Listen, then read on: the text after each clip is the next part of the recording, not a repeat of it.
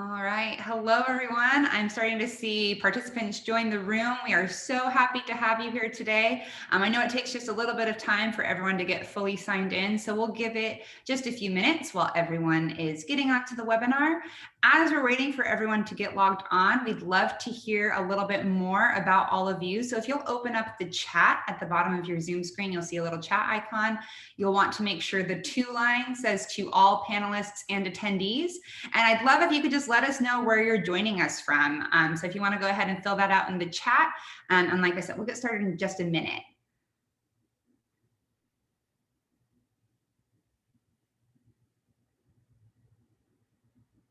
All right, and I'm still seeing the numbers ticking up. People are still joining us. Excellent. We're so grateful to have you here today. As we're getting started, go ahead and open up the Zoom chat. You can see the chat icon at the bottom of your Zoom screen. Make sure that your to line says to all panelists and attendees so you can participate with everyone here today. And just let us know where you're joining from. So I've got some people from Texas, from New York, from DC, from New Jersey, from California. Good morning, California. I know we're in a bit of a different time zone than those of us out east. Thank you for being here. Same with Oregon, North Carolina, DC. I love that we're able to gather together from all over the country. I think a lot of times one of the real big beauties of these webinars is that we're able to connect and find community, understanding, network with one another. So please do utilize this chat throughout today's session. We have a couple moderators who are in there as well. So if you have questions periodically, you can ask them, but we will also have the majority of today's session is a Q&A. So if you have Q&A that you want to ask our speakers who will be joining us, again, hover over the bottom of your Zoom screen. You'll see a little icon that has two chat bubbles and it says Q&A. That's where you're going to want to submit your questions specifically for our speakers. So we're going to go ahead and get fully into it. My name is Jarinette Santos. I am the Director of Programs here at She Should Run. And our entire mission and purpose is to dramatically increase the number of women who are considering a run for office. Despite making up more than half the population, women make up less than a third of elected officials at the local, state, and federal level. And a lot of reason why is because of the various barriers, challenges, or questions that people aren't answering or aren't doing to recruit women to run for office. And so we sit here to fill those gaps, answer those questions, and hopefully get you excited about the possibility of running for office. Our Breaking Barriers series specifically, which we are part of today, existed because we, despite focusing on all women, we recognize that there are specific groups of women who are exposed to greater levels of challenge or prejudice, and that create increased barriers to considering a run for office for themselves. And so to be able to broaden the opportunities for these women, we have our affinity groups within the She Should Run community so that you can gather with women of experiences similar to your own. And we also have these webinars talking about a variety of topics that impede women from being excited or feeling capable of running for office. So today we're going to be talking about how to run for office with debt, and this can be student debt, medical debt, family debt of whatever need. We're going to talk about that in specifics. We have these wonderful speakers who are going to give us some real world context to that. And then in future sessions, we will talk about combating racial bias as women in leadership, how ableism is keeping us from achieving equal representation, and we'll also talk about mental health when running for office or just as people in leadership in general. So excited that you're joining us for the first of this series in 2021 and excited to get right into it. A couple other housekeeping items. So I've already mentioned, please participate in the chat. You can do so by just clicking the chat icon and ensuring that your to line says to all panelists and attendees. When we get into the Q&A section with our speakers, same situation, you're going to want to hit the Q&A icon and ask your questions there. We will also have an evaluation at the end of this. It only takes 3 minutes, and your ideas and feedback are how we best cater our offerings to fit your needs. So please plan on taking that 3 minutes at the end of today's session to just let us know what you think. So with no further ado, we'll get right into it. I'm just going to give brief overviews of each of our speakers and then turn the time over to each of them to give a little bit more context about who they are, why they decided to run for office, what the impact of debt was to them in that endeavor, and then we'll move on to Q&A. So our three speakers today are first, Vanjie Williams, who works as a strategic planner / senior project control principal for a major government contractor and has over 30 years of real world experience in high level project management, marketing, and governance that spans aerospace, construction, defense, contracting, government operations, IT, and national security. In 2020, Vanjie ran for election to the US House of Representatives to represent Virginia's 1st congressional district. We also have Liliana Bakhtiari. Oh, anytime I get in front of everyone else, I get fumbly. So Liliana, deepest apologies if I mispronounced anything there, and please correct me. Liliana, oh, did I do great? Thank you. Liliana is a lifelong Atlantan, committed community activist and a daughter of immigrants. Her experiences fueled her path to becoming a community leader, social justice advocate, and activist fighting for women and children's health issues, environmental justice, and our unsheltered populations. Liliana is currently running for Atlanta City Council District 5, and if elected, will be the first queer Muslim person elected in Georgia and the first gender nonconforming person to serve on the Atlanta City Council. And finally, we have Gayatri Aganu, serves as the Bentonville City Council in Arkansas and is on the leadership team of Walmart's Global Responsibility Division, where she leads strategy and philanthropy for Walmart's efforts on economic mobility. Prior to joining Walmart, she worked in the public sector, both in government and nonprofits, and found her way to business. Gayatri is committed to shared value and believes businesses can be a force for good in society. So I'm going to let each of our speakers give you a little bit more texture to who they are. We'll go in that same order. So we'll hear from Vanjie first, then Liliana, and then Gayatri, and then we'll get straight into the Q&A. So we'll have it to you, Vanjie. Good afternoon. Good morning, everyone. My name is Vanjie Williams. I ran for the House of Representatives for the 1st District of Virginia. So let me tell you a little bit why I got in the race. I have a daughter named Lily, and Lilia has still a rare lung condition called aspergillosis. Well, I wrote to my congressman and I said, hey, congressman, help me, because the medical debt was climbing up and I was in panic. What I got back was a form letter, which told me that my representative didn't represent me. He represented somebody, but not me. So I waited. I tried many years. So when I got in the race, I had debt. Yes. And when I got in the race, I didn't get in the race to be the first of anything, but it turned out I would have been the first woman of color to represent Virginia in the House of Representatives, which was a big weight to put on my shoulders, being that I am East Asian American, I'm Indian, I'm Native American, I'm Black, white, you name it, I am American, period. I represent everybody. Well, to get in this race, it meant that I had to give up everything. I was working as a strategic planner for a very high level position, and I had to make some decisions. Those decisions were weighed very heavily. With 6 daughters, my husband, full-time career in a doctorate program, I had a lot going on. But you had to make a decision, and it wasn't going to wait for someone to tell me it was okay. I ran for office because everybody in America deserves representation, not just the Republicans, not just the Democrats, but representation. And that meant a lot to me. My background is very strong in a lot of facets. I am everywhere. And people ask you, what does that mean? It means that I don't represent one community, I represent all communities. And it meant that I wanted to make a difference. So here we are today. I did not win, only lost by a little. I was the first Democrat within 30 years to come as close as I did to a Republican, and it changed who he was. Think about that. So I want to be here, answer your questions, tell you my experiences, and hopefully you gain something for it. And you, as a woman, decide to step up to the plate and run, and don't let anything be an excuse. And make sure that those things that you have are out there in the front so that you can be the woman we need in office.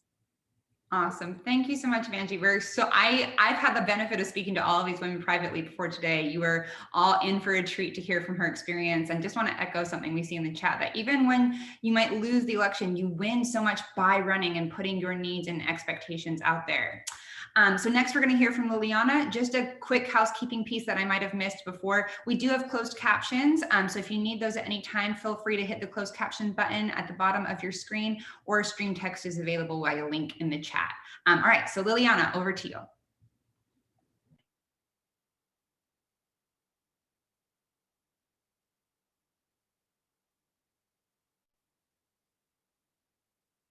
Okay, so I didn't unmute myself. Off to a great start. I'm Liliana Bakhtiari. I am currently running for Atlanta City Council District 5. I ran for the seat in 2017 as the first out queer Muslim person in the country, so it got pretty big. I was running against a 16-year incumbent, and it ended up being that I actually only lost the race by 247 votes. It's the closest race in the city, and the reason I jumped in is because after the Muslim ban happened, my family is Iranian and Azari. And when the Muslim ban happened, I had members of my family that were in Iran, and I had members of my family here that were on green cards, or green card holders. And so for me, it felt like there was no way to protect my family. I remember being absolutely terrified because my aunt was flying back from Iran the day that the Muslim ban went into effect. And for me, again, it felt like I felt completely helpless. And I didn't feel like there was anything I could do. And I'm very involved in my community, always have been. And I saw this immense amount of apathy and people just feeling rather hopeless and quite frankly helpless. The day after Trump won, I opened my house up to my community and a ton of women showed up just in tears, not knowing what to do. So for me, it felt like if I got involved in my local government and I ran, and it was someone that they knew, because at that point in Atlanta, no one knew about, really paid attention to city council. The longest sitting council member at that point had been there for 40 years. And everyone else had been there at least 12 or 16 years. So there was not really, we had one new person elected who was on the council, and that was it. And so the rest, everybody else was older. They had been there for a long time, and the neighborhoods just weren't engaged. So I got involved in the race. Ended up going viral, and my announcement got pretty big. And we actually had the highest turnout of first-time voters in our district. So it ended up being a success. I like to say that I lost with style. And so it was a very successful race. I was very proud of everything we did. And the reason I'm involved in politics and in public service is because that's my whole background. My dad is Muslim. He is a big believer in public service. So I was pretty much raised in it. I started working in shelters when I was about 5, started going to political marches when I was 8.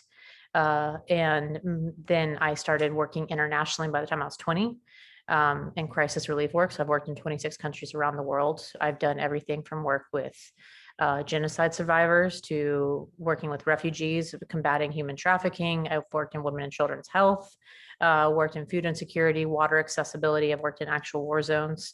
And another reason I also decided to get invested locally more, just besides the Muslim ban, was I was finding the exact same living conditions here that I was finding abroad. And as someone who has experienced homelessness and everything else, and doesn't have the name, the money, the background, jumping in was pretty intimidating. I'm a millennial that went into college during one of the worst recessions we've ever seen. So of course I have debt. So it was getting into office without any of the typical requirements of people who are usually suited to run. It was very intimidating. But it also helped people realize that we don't need to have gatekeepers. So yeah, and excited to talk to you guys a little bit more after this. Absolutely. Thank you, Liliana. And I am so excited that we have a group of women here speaking to us today who absolutely get it. So many of the questions we received from all of you in the registration process asked a lot of those same questions of like, I don't feel like I fit the typical mold, or I don't have access to networks of wealth, or I have debt and will it be used against me? We're going to get into all of that and know that you have speakers who have experienced that firsthand. So lastly, we'll hear from you, Gayatri, and then we'll get into our Q&A. Thank you so much. Hi, everybody. Thank you for joining us. I'm over the moon to be here today, and I just had this aha moment in realizing that you're talking to 4 incredibly powerful, badass brown women, and I love everything about that on this panel right now. I also don't think it's an accident that we're talking about debt, finances, money, and poverty, and you're hearing from 4 brown women, right? Because when you talk about power, you can't talk about power without talking about money. When you talk about money, you can't talk about who has it and who doesn't, and we all to that. So this is a really important conversation to be having. My name is Gayatri Agnew. I serve on the Bentonville City Council in Bentonville, Arkansas. I ran for office and won in 2020 and was elected to the council. But maybe more importantly, for this panel and for all of you, I ran for office and lost in 2018. When I ran in 2018, I ran with a significant amount of student debt shared between my husband and my family, affectionately known as our second home. We are in the process of purchasing the home we live in now, and we refer to our collective student debt from my MBA and his law degree as our second home, because it is of the same value as if we went out and bought a second home. So we carry a lot of debt. I have over my own experience managed enormous amounts of consumer debt, credit card debt, student loan debt, all the kinds of debt you can have. I have had medical debt. I was raised by a strong and resilient single mother who had very limited financial means. I was on welfare SNAP assistance for the better part of my early childhood. I went to college on a full scholarship, and I do not have in my network and did not grow up in my network with people of significant means. And so for me, my entry into politics is actually about this. It's about the right of every American to play a role in the political process, irrespective of where you come from or who your family is. The means and financial resources of one's family cannot determine their political destiny. And when we let it, we actually sell out the entirety of American democracy. So I'm so glad all of you are here. I'm really excited to dive in and to talk more about this. The other important thing you need to know about me is that I have 2 kids. My kids are why I ran for office. My kids are why I serve in office. My kids also make it really hard to be involved in politics. And I'll unpack that a little bit more and talk about that because kids are expensive. So I've been working on issues of how we can remove barriers for women, specifically mothers, to engage in politics, specifically making sure that women can utilize the campaign funds they raise to offset the added cost of childcare for while you are campaigning. And again, we'll talk more about that, but so happy to be with you guys today. All right, I told you all, we are so fortunate, so blessed. I don't want to waste any more time, so I'll invite all of our speakers to have video on. I have questions that we prepared for each of our speakers based on some of the interests you all expressed in the registration, but please do use the Q&A feature and I'll be weaving in questions as we go. And speakers, even though I'm addressing each of these questions to a specific one of you, please know that if you have a comment or idea that you want to chip in, please do. So our first question is for you, Vanjie, and that is, how much debt is there before I'm disqualified? And this person explained disqualified as I wouldn't be able to have the public trust because of the amount of debt I have. And you and I had a great conversation about this. I'd love for you to be able to share that with this group. Okay, so that is a very good question. Okay, let me explain. I work for a federal contractor with a bankruptcy and $200,000 in student loan debt. Does that tell you anything? I have a clearance, and it does not negate you in any way. Let me explain something. I went into my campaign with this, but the thing that you have to do starting off is, as we say, put your dirty laundry on the front porch. let people know about this, because as my opponent did when I ran, he tried to use this against me after I mentioned it to some future, hopefully future constituents, and put it in the newspaper, ran it through Facebook. But the thing was that he didn't realize that mothers, although my husband and I made this very critical decision to run for office, we knew that this would come up. And we were like not ashamed of it. If you have student loan debt, like she said, I was raised by a single parent. I paid for all 4 of my degrees myself. Okay, well, I'm still paying. My $200,000 is a detriment, but a benefit to my future. Because while most people would say, and this came up, why did you need all that education? I'm a Black woman in a white man's world trying to make a living and trying to break that big brown glass ceiling that, although a white woman would break it, I still haven't broke it. So I'm paving the way for future brown women and girls. And it took a lot to do that. But to say to people, I filed for medical bankruptcy because of my child's illness after the crash of the real estate market, that should tell you there were a lot of us. And my husband and I didn't weigh that lightly. We actually tried to do it ourselves. Don't do that. Get a lawyer. And we lost our homes. We lost our home, not homes. We had one home. We lost our home. We moved our family to South Carolina for a year, came back, and that's when the laws changed that with student debt, you can't buy a house.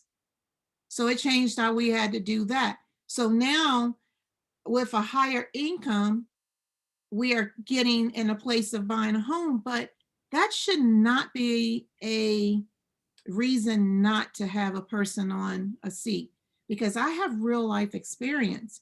And if you've been in that position, you can relate to more men and women in your district, whether they're Gen Z, millennial, baby boomers, what have you. Hey, I'm 50, well, I'll be 53 this year. And to have that much debt in student debt, I understand people say, why did you let it chalk up? Because my future is your future. And we all have to stick together, and that should not be a punishment on anybody's behalf. So there is no too much. The difference is we have the debt, but we have the legacy and the experience to make it better for you.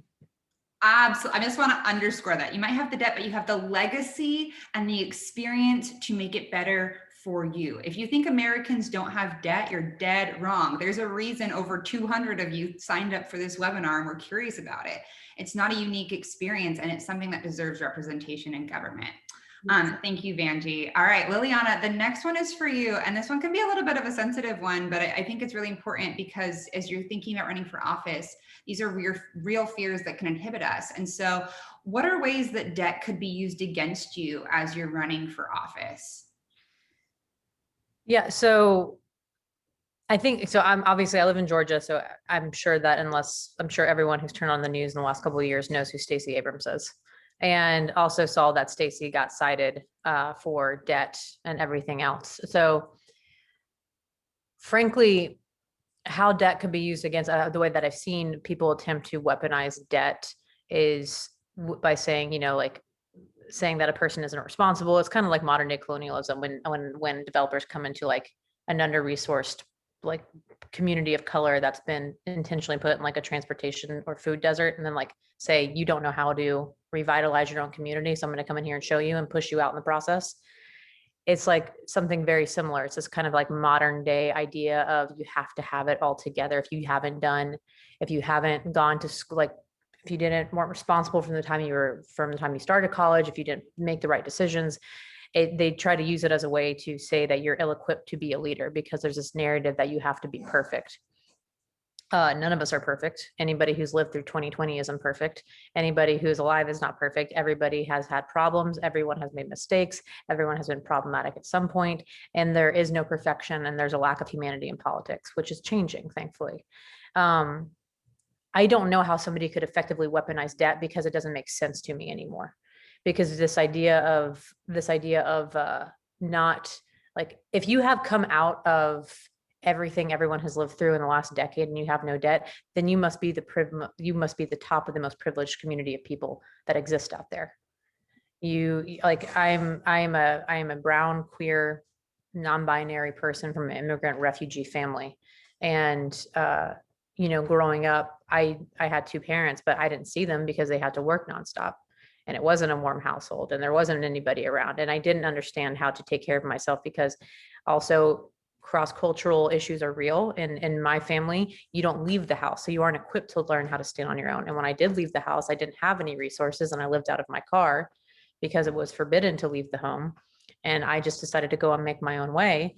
And I still have trouble understanding how to cook meals or how to properly budget sometimes, because it was very much that idea of being homeless and having to make ends meet, being unsheltered, and like not understanding it was just a lot of scavenging. So the opportunity to like be a high functioning adult in what was expected of me. Like, I wasn't a good student because I was never in a stable living environment. And I didn't know how to hold down a job at first because I didn't have the resources. So what I've always told people is, like, don't vote for me because I have the educational background or the name or the money. Vote for me because I've lived the issues that you've lived. I've been homeless. I've had to dumpster dive for food. I've had to live out of boxes. I've had when the recession was going on, like right when I left high school, went into college, I got moved out of so many homes because of all the number of foreclosures. We would start renting, it would get foreclosed on. I ended up living in really bad living environments. Like, I've been through a majority of what, the district has been through. And that intersectionality, that experience means that I can create more holistic policies when I come to the table. I don't know the last time that a straight white Christian man ever thought about me when creating any type of policy. So, no. And I love what you said. I'm going to come back to this one piece, is that the thinking about running for office with debt or any of these other issues that you face as a hindrance doesn't even make sense to you anymore. And I love achieving this level of confidence and self-assuredness that obviously there's this ideal perfection, but I'm not going to shame myself or invite others to shame me and tell me I don't belong here, because my experiences are so valid and so important to the proper legislation of my town or my state or my country, that it doesn't make sense to hold me to these standards of perfection that no one else in the country has access to either. So I love that foundation that you have for yourself. The equivalent of weaponizing debt and trauma. Yeah. It's just, that's not the world we live in anymore. Yeah. And those gates have thankfully opened, and the work doesn't stop. We romanticize being trailblazers, but it's really hard. When I first ran, it was I was cornered by white men. Some of them even put their hands on me. I was told I was a disgrace. I was told that I had no business doing what I was doing. I was threatened regularly. I was told that brown wasn't a thing, that my identity was not real. Countless things, but the level of support was always way, way, way, way bigger than that. So for me to say that I was met with more negativity than positivity would be a lie. We just tend to hand the microphone over to the loudest negative people in the room. Yeah. So the reward is so much greater. It's just hard. And it's most taxing and can be triggering, but it's worth it. Oh, thank you. And I have a feeling we'll probably come back to that. I see that we've got lots of questions in the chat. One, I'm just going to pick to Gayatri, and then I'm going to start shuffling through these Q&A questions. Gayatri, you mentioned this a little bit as you told us about yourself, that you're a mom, and that's a huge reason why you ran, and also a big challenge to running and serving. So this question came through is, I'm a mother. I'm worried about how I'll manage childcare on top of other family and financial obligations that are associated with running for office and just living. So what advice do you have for navigating that? A lot. First of all, and this was in the chat too, someone asked about family. Excuse me. So The thing is, you are not running for office. Your family is running for office. And by family, I mean your community, your village, however you define that. It may not be your immediate family, but whomever are your people, that, yeah, your chosen family. Thank you for that. That is who is running for office. So you do not wake up today or tomorrow and you say, I am going to run. There's actually no I in running. It is a community activity. And so the first thing you have to do is figure out who is that community that you're running with. For me, that was my husband and my 2 kids.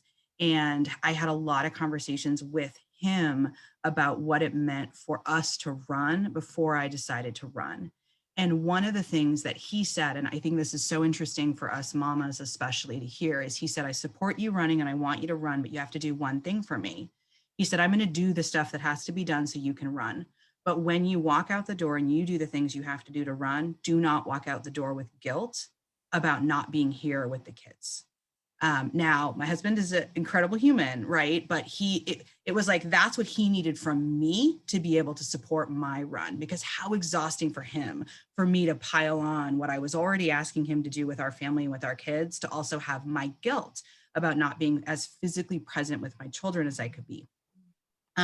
So I think, first of all, you've got to have that conversation. Then the reality is there's only so many hours in the day. I have to work, my husband has to work, and there's campaign events. So now we have this new variable, right, which is the campaign events. So, you know, I'm a problem solver. So I was like, how do we solve this problem? Well, I'm raising, I don't want to say boatloads of money, but a lot of money. It costs a lot of money to run. You spend this money on all kinds of things. You spend the money on headshots and consultants and mailers. But somehow, somewhere in the ethos of creating campaign law and figuring out how it is that we run, no one ever asked, what if I spend the money on childcare? So as a mother, I can go out and I can campaign. Well, bless her heart, someone had the good sense to ask the FEC, and Shirley, who ran for Congress up in New York, asked the Federal Election Commission, can I use my hard-earned campaign coffers to underwrite the childcare that I need to run? She asked in May of, she got an answer from the FEC in May of 2018, and the answer was yes, you can. So I thought, well, that's interesting. I wonder if the state of Arkansas would allow me to do the same thing. So I asked. And interestingly enough, they said yes. As of today, there is a group called the Vote Mama Foundation that is actively working to change campaign law. So more parents, not just moms, but it disproportionately moms when it comes to thinking about running, more parents can run for office and have some of those structural barriers removed. So I think for me, kind of the moral of this story is like, just because the system works one way today does not mean that's the way the system should work, nor does it mean that's the way the system needs to work in the future. And we need more people with unique lived experiences. Parenthood is such a critical experience to bring into elected life, and not just parenthood as in my children are grown and they've moved out of my home, but parenthood when you're in the trenches on raising those kids, which my kids are almost 5 and almost 7. So we're deep in it. And the last quick thing I'll say too is don't assume your kids can't be a part of your campaign. So you will need childcare for some things. But my kids spent a lot of time on the campaign trail, both in 2018 and again in 2020. I'm very proud to say they both play campaign at home. That's a game that gets played where they run around and knock on all the different doors in our house. And so like, it's not a burden to them to be included in the process. It's an asset for their future and my community's future that they get included in that process. And I just want to highlight something. This has kind of been a theme of all 3 of your stories, that there is so much value in just running. Sometimes we think, well, I'm not going to run because I won't win. But if you're running, you're asking the questions, you're challenging the stigmas, you're inviting others to see the types of leadership that exists, that there is change that exists just by being a candidate. And then if you win and you serve, like even better. But even just running has so much value for promoting the ideas and vision you have for your community, because you're amplifying it and forcing people to listen to it. Something that I said after my first campaign was I didn't lose, I learned. And I actually had a senator recently, a US senator, reach out and said, you know, you had the best concession speech I'd ever heard, because you said it 4 times. I did not lose, I learned. I learned about me. I learned about my family, the community politics, the ins and outs, the down and dirty, the glorious. I mean, I had a great time losing. My Yeah. husband was like, "You're gonna do this again?" And I was like, "Heck yeah." And then COVID hit. But it was like, you don't lose, you learn. Absolutely. You know, we did 4,000 events and with less than $500,000 for a congressional campaign. So that told you it was totally grassroots because we had no money, but my family, my kids, my daughters and my husband were right there when they could be there. There were times where I didn't want them there because, yeah, they're a little bit of a distraction. There's a little bit because you're looking around the room, and then I had to put staff on my younger daughters to make sure that they were safe in the environment that they were in. So there's a lot of playing that we as women have that are different than guys. You see the guys come when they bring their wives and the wives are watching the kids like tight knot. But when you're there with your husband and you have children there, your husband is trying to watch you and you are watching the kids. Yeah. It's just a habit. I mean, my husband's great, but I'm better at watching where everybody is in the crowd. So good, good, good. I love this conversation. All right, I'm just going to keep jumping in and firing questions to all of you. I've got so many coming in from the audience, and thank you all for submitting these. Just, even though we probably won't get to all of them, we do make note of these questions and try to answer them in other ways that she should run. So Liliana, I'm going to pitch this one to you. This question is pretty simple. How do you compete with the other candidates who can self-fund? Yeah, so okay, so I thought my events were impressive until Vanjie said that she did 4,000. So I did 40 for council and around 40 or a little bit more for council in 8 months. So when I first ran, I was referred to actually by a lot of the consultants in the space. I was referred to as a rescue case because I didn't like I take pride in it now. But like, nobody really wanted to take my case. Like my run, nobody really wanted to take me on as a candidate because I had a huge grassroots following, but nobody knew that yet. And Park Cannon, who actually was the young woman who got arrested for knocking on the governor's door in Georgia for the SB 202 bill, she actually was one who jump-started my first campaign. She was 23 when she was elected to the state house. Trisha, yeah, I'll straighten it. I'm sorry about that. Gio actually was the first person to kick off my campaign, first person to meet with me, everything else, and was obviously as the only queer person elected to the state house and the first queer Black person elected to the state house. She was very familiar with not being heard or considered a qualified candidate. And so she actually was the first person to jumpstart my campaign, got me an amazing general consultant. And from there, I was able to pull in a lot of folks. And what I quickly found out was the first thing my fundraising director made me do was sit down, list out my network, and then list out how much I thought each person could give. And my network was broke. So what we had to do is we had to get creative because I didn't have incumbency. I didn't have a lot of rich friends at all. My family, they had some connections, but really not a lot. So I was able to bring in the first 5 days, before the first disclosure was listed, I brought in 12.5 thousand from a bunch of individual donors. And in the first few months, by the second disclosure, I brought in $60,000. By the end of the 8 months, I had brought in 132,000 from 1,700 individual donations. My average donation was $75. I had to get incredibly creative because I didn't have max out donors. So what I did was I threw a ton of events. Like I did a drag show event. I did a comedy night. I did dinner nights. I did, I did a band night at a local bar, and I just did like as many accessible events as I can. I had a friend who was a Cajun chef. She came and did like a Cajun cookout. And then we followed it up with like a open mic.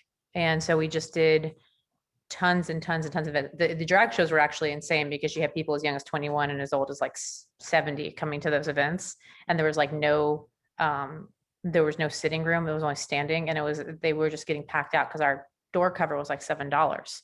But we were also talking about the campaign and issues. So people were coming in, and we were able to raise a ton of money from events like that. But I had to do a lot of them because everything we were doing was going into communications, because somebody has to see your name 7 to 12 times before they register you, see or hear it. So I knocked over 16,000 doors. I called even more people than that. We sent out 10 mailers to a fairly small universe.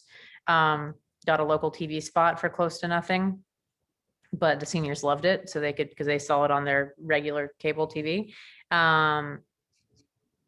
But to compete with people who are self-funded, I was able to raise over 100,000. Actually ended up outraising the incumbent, but she also had the name ID, because 96% chance of a re-election rate in the state of Georgia when you're an incumbent. And what I had to do is I just had to work harder. So it was a combination of just like, it's a diversity of tactic. It's not just money. It's also being out on doors. And so I literally just showed up everywhere. But I also had the privilege of not having a family and having a community that was there for me. So I was able to go to everything. I was 29 when I ran for the first time. So I was just literally just showing up everywhere and doing everything I could possibly think of. So it was a bit different for me. But to compete with somebody who can self-fund, you've got to outwork them. It's totally possible. Don't let someone tell you that isn't. I've seen people be outraised 3-1 and still win because they knocked on so many more doors and they did so much more communication, and they were just that much more accessible. So money is not everything at the end of the day. And I want to sorry. with all three of you is that the experience of being raised or being an adult without access to extreme funds builds this creative nature, builds this ability to think, how am I going to make things stretch? Where am I going to go to support my family? How am I going to build these networks and communities? These are skills that not only help you run interesting, creative, meaningful campaigns and fundraisers, but help you be meaningful, strategically minded problem solvers in office. So this is a skill that's so valuable, not just in helping you get to the seat, but actually being a really powerful leader once you get there. I know that there's more thought on this, but I want to get through questions as we go. So I'm actually going to pitch this next question to all three of you because it's a combining of several of the questions I see in the Q&A. And so I'll just ask whoever wants to jump in first to go, and be mindful of time that we can get all three of you to respond. But there's a variety of questions talking about, how do I discuss good debt, like student debt, versus bad debt, like credit card debt? And then also one woman who shared that she was in a 20-year abusive marriage that ended 3 years ago and is just finding all kinds of debt that she didn't know existed. So the bottom line here being, how do I just talk about it? If I'm going to put my whole life out there, how do I go about talking about it? So Gayatri, if you want to start, and then we'll just go Gayatri, Vanjie, and then you, Liliana. Yeah, absolutely. First of all, just back to the other question you asked really quick. We should all be deeply offended by the idea of self-financed campaigns. I just want to put this out into the universe. Like, it's actually an affront to American democracy, right? There's a bunch that's broken about the system, but the role of money in politics is a big part of it. And it is an opportunity, not a liability, to get to raise the kind of money that you need to raise to run. And if you separate raising money from building name ID, getting your voice out there, getting yourself known and heard, then you will fail. You have to integrate the fundraising into how you campaign and see that opportunity as an asset and not a liability. But to answer your question on good debt, bad debt, look, America's relationship with poverty is a pretty messed up one, and that is the source of the majority of debt that exists. I went into over $20,000 in consumer debt while I was in college because I participated in a number of student clubs that were not underwritten by the university. So the club would fly to competitions that wasn't necessarily covered by the university. I was really active in the Young Democrats. We would go to national conventions. We would need plane tickets and hotel rooms. And as it turned out, a lot of my peers were just paying for it, hundreds and hundreds of dollars in travel. Well, my family couldn't afford that. I wasn't making enough money to do that, but you better believe I wasn't going to be left out of that power building exercise that was going on. So I put it on a credit card, and I put it on a credit card, and I put it on a credit card. And that volume of credit card debt hit me hard when I finished college. I don't recommend that approach, but for me, that was part of building my capacity to be powerful in an American society that has a negative relationship with poverty, right? I wasn't given access to grow my power because of my lack of financial resource. So I went into debt to get that access. And so I don't think that, okay, short of like you went and you spent $10,000 because you wanted to have better clothes and you did like, okay, yes, there's some things that I think are fair for folks to pick on others about when it comes to debt. But overall, I would dare to be bold enough to make the statement that it is the inequality of the American economy that is the comes to debt, and not about good debt and bad debt. If you have debt, it's for a reason, run anyway. The last thing I'll say is I think the thing we accidentally glossed over that I want to make sure we come back to is what all three of us are telling you we have is a deep sense of self-worth, irrespective of what money is or isn't in our bank account. And so if you are rattled by the idea of running because you have debt, I would push you to explore where you are on that journey of the depth of your sense of self-worth, because you cannot run. If there are chinks in that armor, you cannot run. So you've got to get that right for you, your family, your community, and be able to run, even though you may have that sense of, you can have self-doubt. You don't have to be like, there's nothing wrong with me. You can have self-doubt, but you can't question your own worth because your family and personal circumstances put you in a place where you have doubt. And if you do, then work through that before you run, because you don't want to work that out in the public domain. So. Yeah, and I will say too, that is something that we talk about so much at She Should Run. We have an entire course called Cultivating Leadership that helps build those skills and strengths. That's something that you're thinking about hearing this, go check that out. All right, Vanjie, same question. How do we talk about all these different types of debt? Point on. Okay, I'm the mother of 6 daughters. And I came into the campaign trying to, when you talk to your husband at night at 2:00 in the morning going, you know what, I'm going to run. And he's like, what? How are you going to do this? When are you going to have the time? Well, my question was like, can we afford it?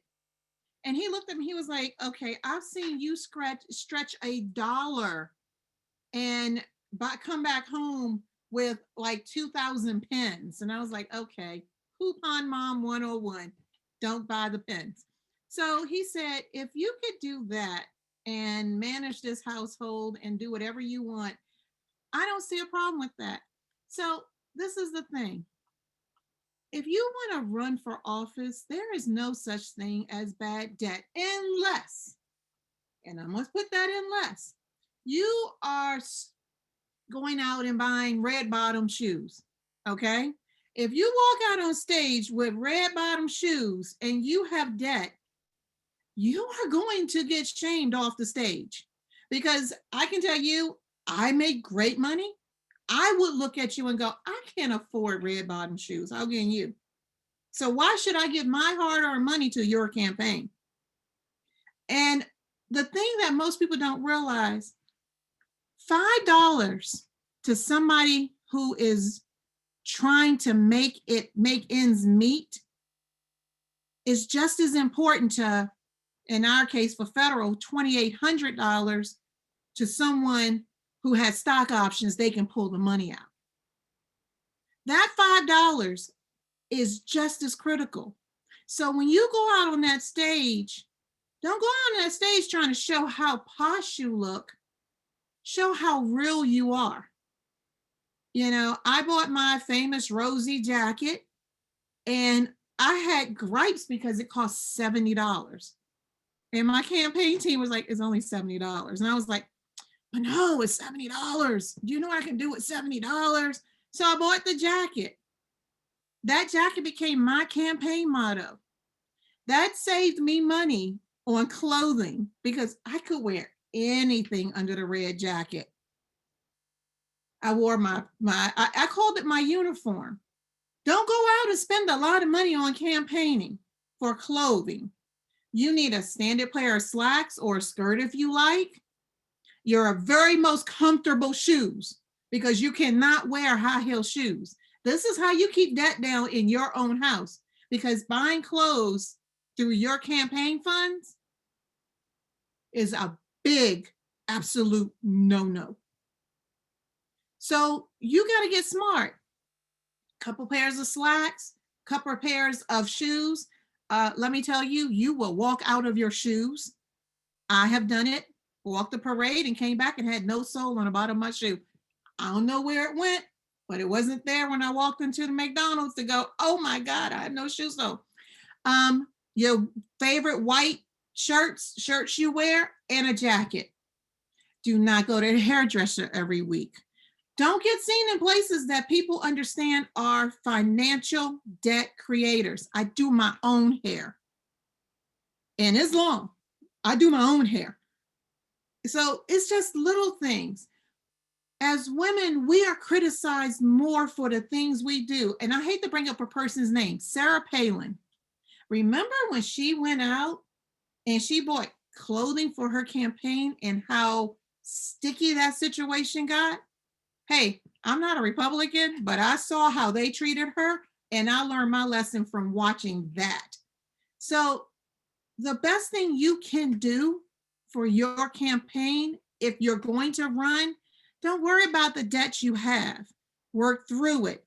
If you have to take a personal finance course through YouTube, do it, and learn how to manage your debt now. Because when you start campaigning, you're going to start seeing a lot of things thrown at you. And you need to understand what is happening to save that money and not create more debt and get out of the debt you're in slowly. Because you're a real person. And in America, we have debt. Again, we have debt. So. Awesome. And then Liliana, we'll have you bring us home with this question. Again, we're talking about how do I talk about debt? I have it. I'm here at this webinar. How do I talk about it? Well, first I want to say the piece about good and bad debt, like decolonize your mindset. There is no such thing as like good or bad debt. There's debt. How you got there.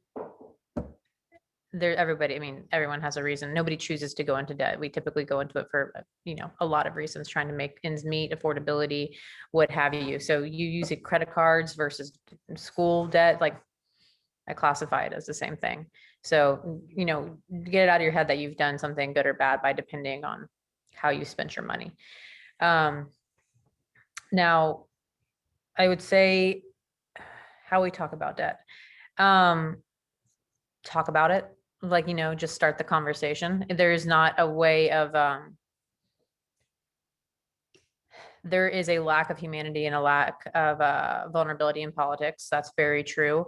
The thing is that I would say social media and media in general has done a masterful job of doing is isolating people and making them feel like they're the only ones. So like it's a connector, but it's also an isolator.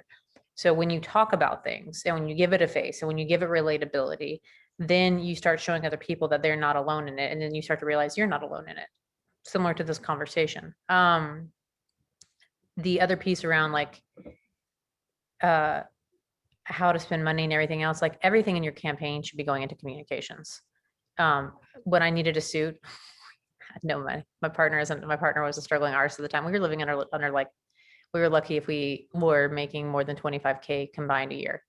The only reason I have my house is because I went into foreclosure while I was renting it. And I was lucky enough to make an offer that the bank accepted. I could not afford to live in Atlanta now or in the neighborhood I live in now if I hadn't bought my house 10 years ago. So I'm also very lucky there. But like to show you how much we consolidated, my partner's cousin mailed me her suits. And I had to make ends meet with that. And I had to sew on buttons to those blazers and everything else. Like we had to get very, very creative. My community all chipped in to help do like a Fee Liliana fund. So like we did like community grocery store runs. Everybody chipped in. My friends who worked at restaurants refused to like let me tip or give me free coffee. Everybody, like my entire community chipped in to support me in this run. And how you talk about it is by simply like, it's kind of like you take the leap. Like the worst thing that's going to happen is like nobody's going to shame you out of the race. You haven't done this horrible, horrible thing. And it's kind of like if you don't give voice to it, then you give the stigma even more power. So every single person has some form of debt. I ended up getting debt when I was 18 because I didn't know the difference between subsidized and unsubsidized loans. And before I knew it, I was having to pay back loans while I was still in college and didn't have I didn't even know how to check my bank account. So I was overdrafting all the time. At one point I had credit so bad I couldn't even open an account at a bank for a year. It has taken me 7-8 years to get my credit score into a good place. So those things are all like very real. And I have no shame in talking about them because I know the circumstances that got me here. I know what I've overcome. And quite frankly, my experiences make me a better representative and a better candidate. And it also allows me to better represent the people that I'm working with and wanting to work for. The idea of campaign funds to pay for living expenses, rent. No, you can't use campaign funds to live. You could pay it to you could use it to pay for your office or other things, but or food for your volunteers. Gas if you're driving to campaign events, maybe, but you would have to, again, you have to disclose everything, just to answer Daniela's question really quickly. And other candidates may have a different take. City council is very different from congressional, very different from other races. But my advice is talk about the debt. And when you're running, don't worry about working. Like as Vanjie said, discuss your debt, be open about it, but utilize your campaign funds. All of that goes into communication. All that goes into reaching voters. All that goes into delivering your message. And hell, use it to amplify your story. There's no shame in having debt. Tell the story. Let people know how you got there. Let them know your story, what you survived. Everybody's a survivor of something, and everyone has something to learn from everybody else. So give voice to your story and allow other people, open the door for other people to do the same. And it'll be so much more powerful and effective than you could have ever imagined. Yeah. Strong agree. A huge thank you to all three of you for being here. For those of you participating, I'm seeing all your questions about, do I have to work while I run? What office should I run for? What do I do if I have X, Y, and the other? Excellent conversations have been going on in the chat. And like I mentioned, we're taking note of all of those things. So you'll see more resources to come. We would love if you would take, like I said, 3 minutes and give us a quick feedback about what you experienced today. And we hope that you'll join for our other Breaking Barriers webinars, where we're going to talk about combating racial bias. We're going to talk about mental health, and we're going to talk about combating ableism as a barrier to reaching equal representation in elected office. Again, I just want to say a personal thank you, Liliana, Vanjie, Gayatri. Thank you for running. Thank you for being willing to share your stories. Thank you for talking about the value of running. And Liliana, I know you've got a comment. I want to let you have it.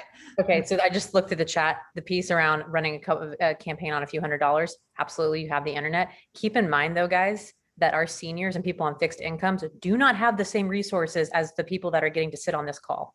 All right, this is a point of privilege. This is all, there are people far less resourced than we are.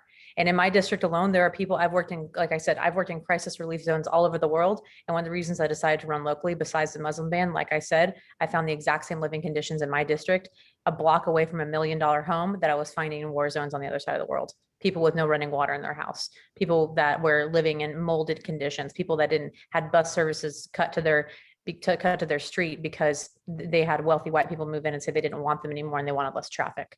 So again, it's great. Yes, we have the internet, but you need to be reaching seniors. You need to be reaching people that are living in poverty. You need to be reaching people that don't have access to the internet and honestly don't know how to operate Facebook or a city website. Have you been on a city website? It is a damn nightmare.